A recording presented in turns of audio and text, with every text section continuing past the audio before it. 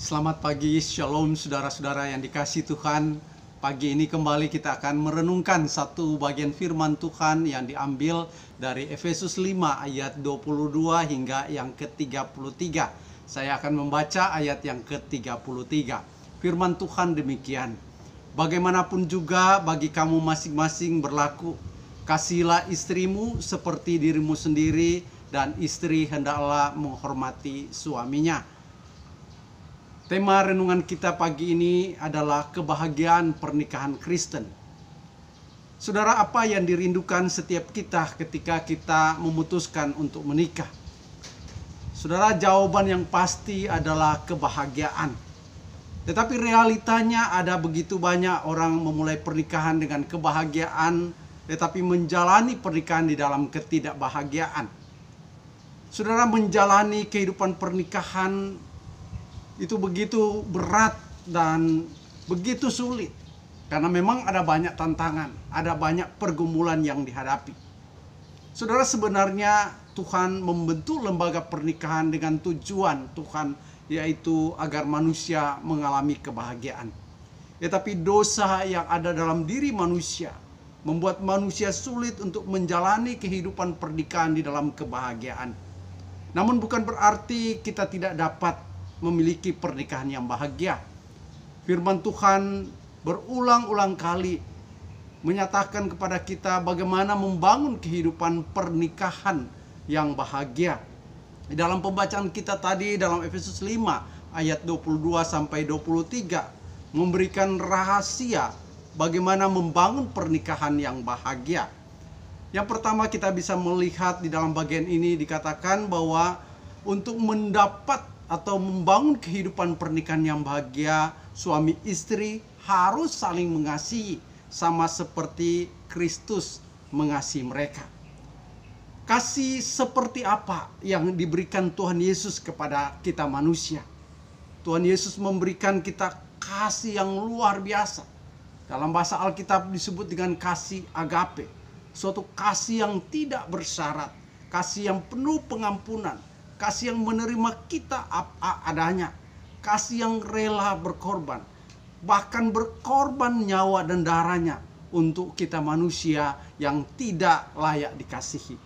Tuhan Yesus mengasihi kita bukan karena kita memiliki sesuatu yang pantas membuat Tuhan layak mengasihi kita, bukan karena kita memiliki sesuatu yang luar biasa sehingga Tuhan begitu mengasihi kita, tetapi justru karena keberdosaan kita, justru karena ketidaklayakan kita, kita menerima kasih Tuhan. Nah, disinilah kita bisa melihat, nampak dengan jelas nilai dari kasih yang sejati. Saudara, ketika kita menerapkan kasih seperti kasih Kristus dalam kehidupan pernikahan kita, maka disitulah kita akan melihat kualitas dari kasih yang sejati. Sebagaimana dikatakan dalam 1 Korintus 13 ayat 4-5, bahwa kasih itu sabar, kasih itu murah hati, ia tidak cemburu, ia tidak memegahkan diri dan tidak sombong, ia tidak melakukan yang tidak sopan, tidak mencari keuntungan diri sendiri, ia tidak pemarah dan tidak menyimpan kesalahan orang lain. Saudara, itulah kasih yang dinyatakan, yang dianjurkan oleh Kristus dalam kehidupan kita, termasuk dalam kehidupan pernikahan kita. Ketika kita menerapkan kasih seperti kasih Kristus, maka dalam kehidupan pernikahan kita pasti kita akan mengalami kebahagiaan. Hal yang kedua, saudara, diajarkan oleh firman Tuhan bagaimana kita mengasihi pasangan kita sebagaimana kita mengasihi diri kita sendiri. Ketika kita mengasihi seperti kasih Kristus kepada kita, maka kita akan dimampukan untuk mengasihi pasangan kita seperti diri kita sendiri.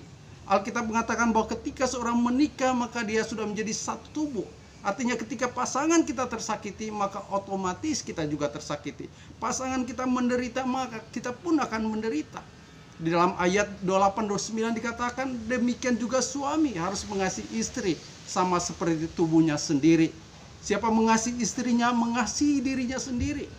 Sebab tidak ada atau tidak pernah orang membenci tubuhnya sendiri, tetapi mengasuhnya, merawatinya sama seperti Kristus terhadap jemaat ini. Saudara, ayat ini tidak hanya ditujukan kepada suami, tetapi juga kepada suami istri. Suami dan istri harus mengasihi pasangannya seperti dirinya sendiri. Saudara, ketika kita sebagai suami istri mengasihi sama seperti kasih Kristus, maka kita akan dapat menjalani kehidupan pernikahan dengan baik. Kasih seperti Kristus membuat kita bisa tunduk kepada suami kita, menghormati suami kita, taat kepada suami kita, dan bahkan suami akan mengasihi istri ketika dia memiliki kasih Kristus dan ketika dia menyadari bahwa dirinya bukan dirinya lagi, tetapi juga diri dari istrinya, karena mereka sudah terbangun, yaitu satu tubuh, yaitu tubuh Kristus. Oleh karena itu, saudara, di dalam menjalani kehidupan pernikahan, maka kita harus belajar dua hal.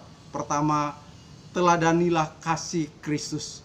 Hal yang kedua, kasihlah pasangan kita seperti kita mengasihi diri kita sendiri. Itulah satu rancangan Allah untuk suatu pernikahan yang bahagia. Tuhan Yesus memberkati kita semua. Amin.